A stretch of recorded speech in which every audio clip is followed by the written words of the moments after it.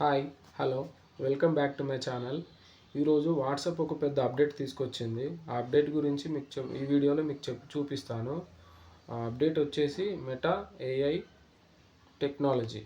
Meta AI technology use ఏంటంటే, మనం తెలియని విషయాలు గూగుల్లో సెర్చ్ చేస్తాం కదా. సో అదే నేరుగా మనం వాట్సాప్లో సెర్చ్ చేసి మనకు తెలియని విషయాలు తెలుసుకోవచ్చు.